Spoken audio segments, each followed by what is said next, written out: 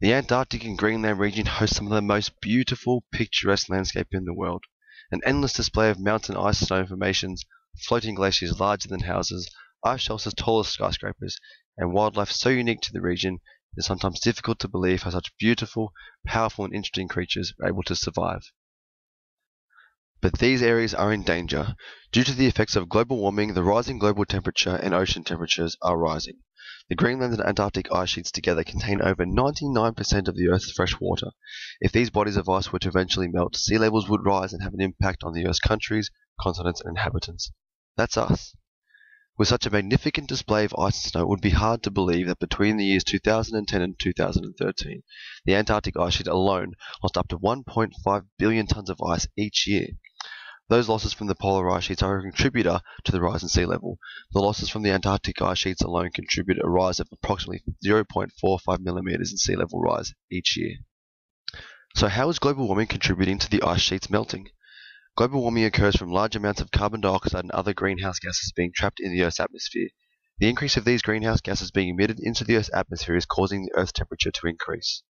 As shown here, since the 1980s there has been a steady increase in global temperatures. The rise in Earth temperature caused the ocean and global temperatures to rise. The ocean temperature affects the region's ice shelves, while the global temperature affects the ice sheet's mass balance. Due to the rise in ocean temperature, minor collapse of shelves and melting of the ice shelves is occurring at both polar ice sheets. Although at present time it is a low probability of any major ice shelves collapsing, if the ocean temperatures continue to rise, causing the shelves to collapse, it will have an impact on the rise in sea levels. For example, the collapse of a major ice shelf from the West Antarctic region alone could have an impact of 3.3 meter rise in sea levels if it was to occur. This is how the rise in ocean temperature is affecting the shelves. As you can see from the diagram, the melting under the ice shelf occurs from the warmer ocean temperatures, which then cause the ice shelf's grounding line to move further inland. The grounding line is where the ice shelf meets the land. The more this increases, the potential for the ice shelf to collapse into the ocean also increases. The rise in global temperature affects the mass balance of the ice sheets. The mass balance of an ice sheet is determined by comparing the yearly losses of the sheets from melting and ice discharge against the total input of snow accumulation. So throughout the year as the seasons go by, during the winter the ice sheets accumulate snow and ice, which increases their mass balance. During the summer months, the ice sheets then lose snow and ice due to the rise in temperature, which run off into the ocean. If mass balance is sustained during the year and the losses aren't so great, we won't see the rise in sea levels. Unfortunately, with a steady increase of global temperature, mass balance is rarely sustained. Aside from the rise in sea levels, the melting of the ice sheets is affecting the diverse and unique animal species which inhabit these regions. Polar bears, leopard and Ross seals and walrus all rely on the ice sheets for hunting for food, habitat and reproduction.